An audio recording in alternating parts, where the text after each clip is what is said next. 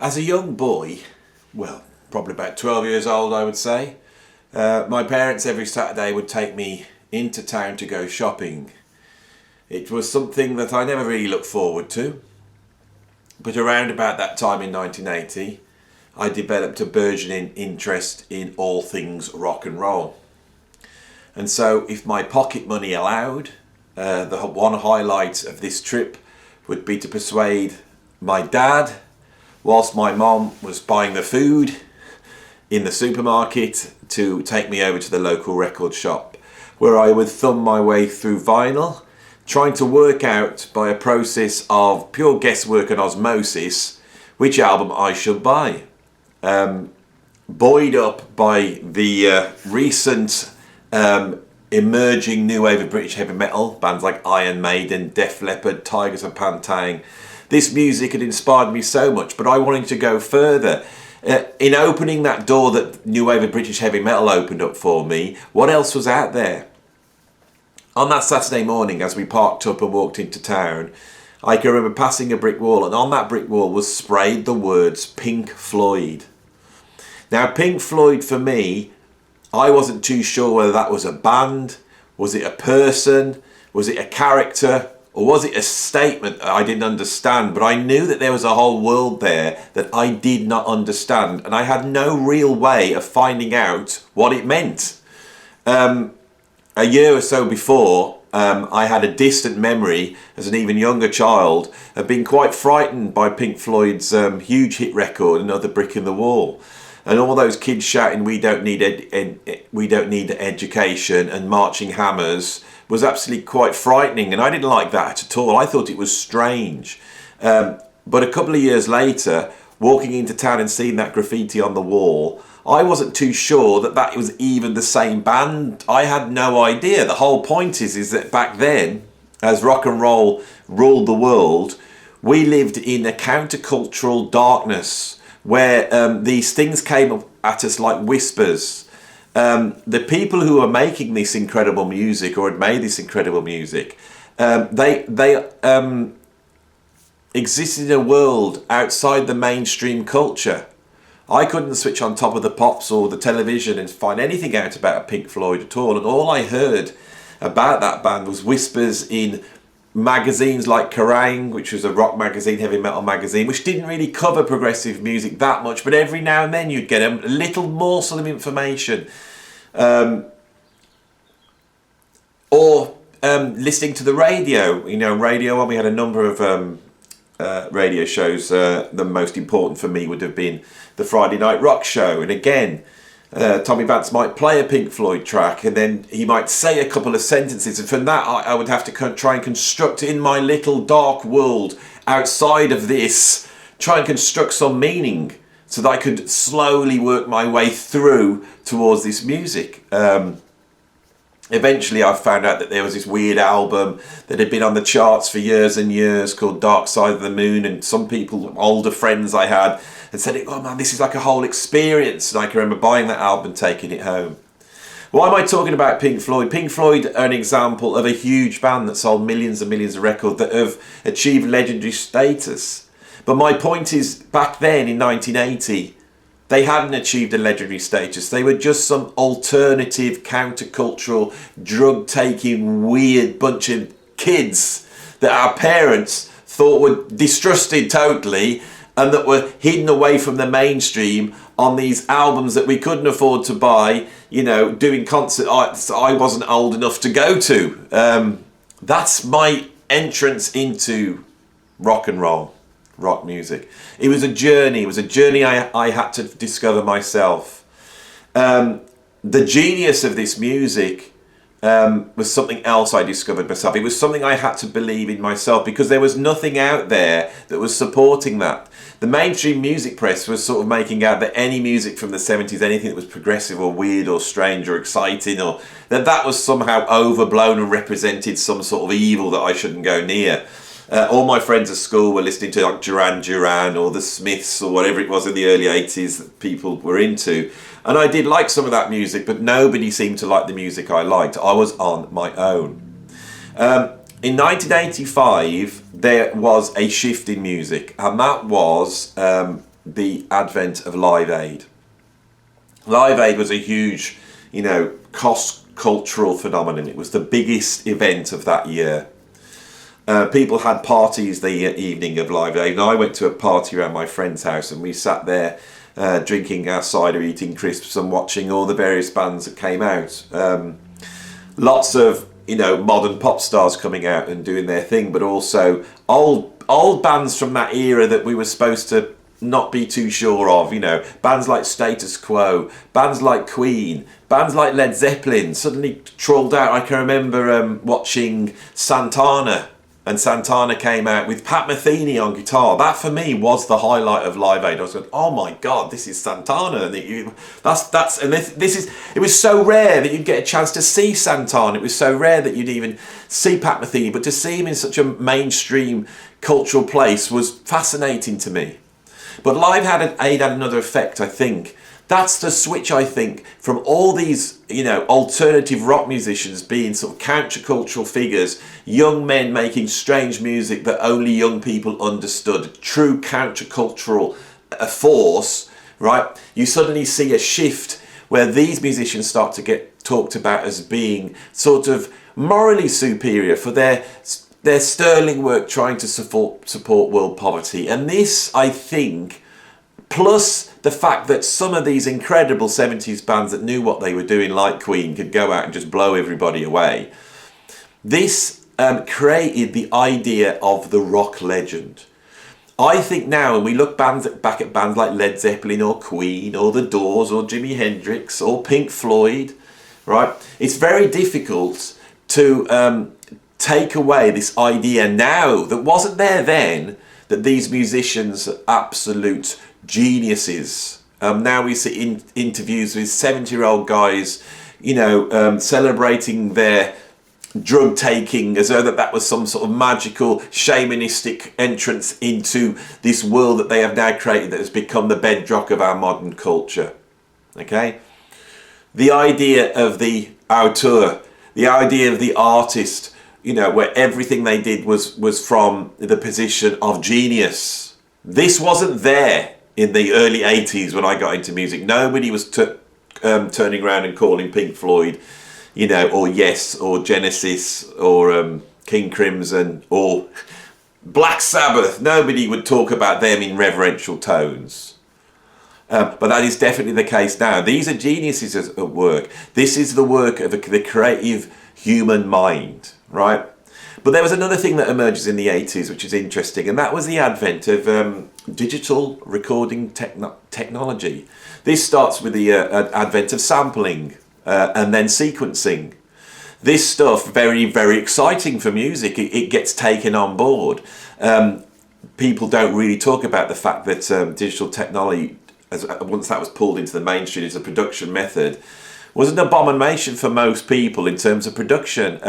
Whereas 60s and 70s production is now we treat all of that in that hallowed, Mount Olympus place that we've placed it. The production is placed there as well. But the same thing hasn't happened for 80s production. On the whole, that sort of bloated digital DX7 gated reverb approach to the 80s has still never come back into fashion. Digital technologies, as soon as it emerges, changes music completely. Part of the reason why those musicians of the 70s were turned into the legends is that they could sell their stuff again on CD. Rock music became backwards looking, it became self-referential because there was money to be made, and if you are a Pink Floyd, you rub your hands together because you know that album Dark Side of the Moon that sold 30 million copies, you are now going to be able to sell again to your fan base, right? Digital recording is a double-edged sword. It's something that emerges in the 80s and comes in and slowly changes music. The effect of digital recording now on music is absolutely ubiquitous. Now, what I wanted to talk about on this video, and it's got me 10 minutes to get to that point, is to contrast the idea of the rock legend auteur here. This idea that there's this old rock star, and when they were young they were a genius and they were able to create this music upon which our culture is founded, the product of their mind and their creative might, right? But as digital technologies have emerged, the idea of the auteur has become transformed into a different place. Okay, most rock and roll, classic era rock and roll, is the product of groupthink. It's a communal music. In the early days had to be made by a band. You know, nobody could play all the instruments at the same time, so you had to form a band. You had to go in a room. You had to write some songs. Then you had to go into a recording studio, and the recording studio was a hallowed place where nobody quite knew how it worked. So you need other specialists on the other side that would twiddle the knobs and record it for you. Then you need someone to make the album cover for you, and the rock band was the technology. Which involved more than just the band members. All these people involved in creating these works. Progressive rock is interesting in that in 1973 he produces Mike Oldfield. And Mike Oldfield suddenly is able, because of multi-tracking, to make an album all on his own. This idea of the rock auteur is really reinforced by Prog at that point. Nowadays, music is seen as the product of the music producer. Most popular music that you listen to is made by one person in a room.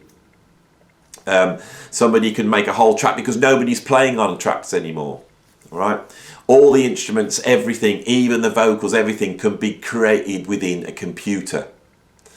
What's interesting is if you look at modern popular music and you look at this sort of songwriters' names on a modern pop song, and you will see there's hundreds and hundreds, as everybody involved in the business side of it tries to get their name on the recording so that they can make some money out of the copyright. This is the modern world we exist in. Is we have a situation now where rather than having a whole team of people making an album and all their creative things being part of that creation, we now have a situation where it could well be one person in a room with no musicians involved, nobody making a track out of other tracks, right? Out of other tracks. Because this is another thing that's happened with digital technology, is computers make their records out of stuff. So modern producers will go onto a website and they will grab samples. You know, in many cases, the hit records you're listening to nowadays are somebody else's sample that's been downloaded off a website, and then a vocal's been put across over the top. And now you could say that vocal is a work of creativity, and that's where the creativity is. But vocals can be manipulated and created, and we are now on the cusp of something which is really the motivation for this video, for me to get here and talk. We are now on the cusp of AI-generated parts. I'm sure you'll now start to see on YouTube videos of people talking, and this person says, "I am not a human being, I'm a robot." You know, we will have robot singing, we will have robot lyrics, we will have AI-generated music. Right? Computers will be able to analyze what we like, and will be able to create music where human beings aren't involved, but it sounds like human beings have been involved. This music will ape the great music that was pioneered by these rock and roll icons, right? It will sound like the Beatles, it will sound like Black Sabbath, it will sound like King Crimson, it will sound like Otis Redding or Marvin Gaye, it will sound like Chaka Khan, it will sound like Tina Turner, it will sound like Bob Marley, it will sound like the Sex Pistols, it will sound like what you like, and no human being will be involved in it whatsoever, right? Now this to me has created a huge contradiction in modern music, is that I don't think when Black Sabbath are making their albums that the fans who were listening to that album were particularly bothered about their buying into the fact that these guys are geniuses. They just loved the music. They just wanted the music. It was visceral. It was rock and roll. They wanted something to blow their minds. When their minds were blown, I'm sure hero worship happened at that point, but that happened in the auditorium. And it was often a young 18-year-old kid worshipping someone who was 23 years old. You know, it happened in a little bubble. You know, the powers that be were not looking at those people and saying, "Oh my God, this is a musical genius." Nobody was doing that. Now we have the idea of the pop/rock music auteur, the work of genius, and that is promulgated by the industry, right? But the industry no longer makes music like that. It makes music through machines. And we are going to be very close, I think, to a situation could well happen this year where people are listening to music which human beings have not been involved in the creation of, but it being sold as though it's the great creative statement whoever the industry has decided has the media personality to drop this music on, right? And I believe that the creativity will be justified in this way, that this person will be a media personality. It was be their ability to control the media, to manipulate the media, to operate as a media entity, and on that will be the soundtrack dropped onto them in the same way as a piece of music is dropped onto a film. You know, this is what I think is the place where music is going to go. Now, all you snotty little progressive rock and jazz fusion fans, you're all sat there all nodding in agreement, thinking, yes, but the music I like doesn't do that. Well, does it? Does it not? Or does it? Right? The reason, the thing that has driven, always been a constant throughout rock and roll, in terms of my experience of making music, the thing that's really been a great driver to the way rock and roll is made is ego. You know, the high values of being creative and trying to make something sublime, I have never really come across. What I've come across is people trying to make records and, you know, make a lot of money, be popular, and come off looking good. 99% of music is made motivated by somebody trying to look good to the audience. When people have hit records, I think artists are not auteurs. They scratch their head in wonderment. Why was that a hit record? I don't understand why. Because at the time they were just trying to look good. You know, rock and roll has always been about the stunts. It's always been about looking good, right? But when digital technologies came out, that big, you know, polishing brush of perfectionism, that got used more and more and more. What's driven us to this point is the fact that musicians want to sound perfect, and no more do they want to sound perfect now, but in the realms of progressive rock and jazz fusion. And you could hear that on records. You could hear, if you go back to an early jazz fusion album, you could hear that the musicians seem to be going for a feeling. They're trying to go for a visceral response. Within that, you can hear the bubbling of tempo, of tuning, of ideas that didn't quite gel because we're listening to the whole flow of music, and ideas not gelling, creating something that does gel later on. This is something that's really, really apparent in music, is that for music to work, in terms of a story, you have to have dissonance.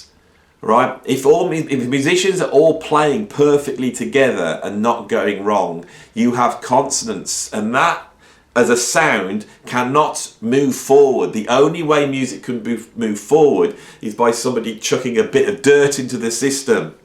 Right? That's what happens when you listen to the Jimi Hendrix Experience, you know, Band of Gypsies, or you listen to Tony Williams' Lifetime, or you listen to Bitches Brew, or you listen to King Crimson, you know, Starless of the Bible Black. You're hearing bands improvise, and most of the time they are not consonants. They start off in a groove, but people add dissonance in. They add stuff that doesn't quite sound right, doesn't work right. Musicians have to shift. They have to try to find a way of making this work, and that shifting and making it work makes it sound better.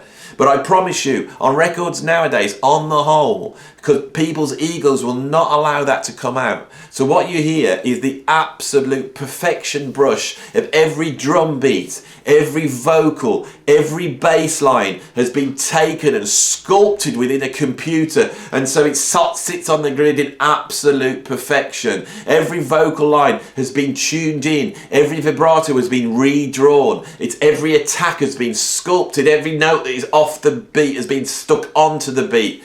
right? Every bass has been cut up and twisted so it matches up exactly with every bass drum beat. And every bass drum has been placed mathematically, perfectly on the grid. And any anomalies in the recording, any anomalies in the sound, in the playing, has been taken away by re-triggering that sound to some platonic idea of what a bass drum sound should be. So every bass drum sounds the same, every snare drum sounds the same, every vocal sounds the same, every bass sounds the same. What we have is computer generated music with some human being only involved in making sure that they look good, right? Not that they are good, but that they can create the illusion that they look good.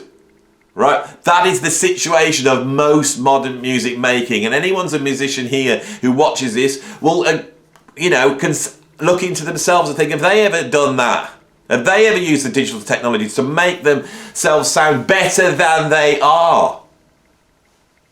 Right, and better than they are compared to what? Some platonic grid of perfection.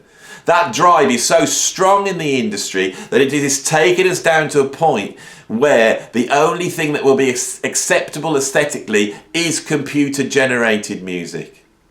If we want music to not end up as something that is created by machines and not us, right, we have to put our humanity back into recording. We have to let things go through that we do not understand, right, that sound to us, sound to the creator like it doesn't sound right. Okay? A true artist does not know what they're doing. They do not understand the statement they are making. Right? They need to be open to saying, I don't know. Let's just see. Okay? That is the message of this video. It's something that popped into my head and I thought I'm going to talk about. It's 2023. I want to move back to actually talking about music. I'm going to try and do less top 10. I'm sure I will be doing the top 10s because it's what brings the boys to the yard, doesn't it? And we know what sort of boys they are that come to this yard, don't we? They're pretty old middle-aged boys who like things orderly and within boundaries. You know, this is something I've said a lot about progressive rock fans. You know, this is the great blessing and curse of progressive rock. Is its love and adherence to the boundary. But maybe those boundaries do need to just be kicked against, or the only people or non-people that will be creating those boundaries are the computers themselves. What a horrible thought. Anyway, thanks for watching. If you like this video, like. If you want to watch more, subscribe. And I'll see you on the next video. Thanks for watching. Bye.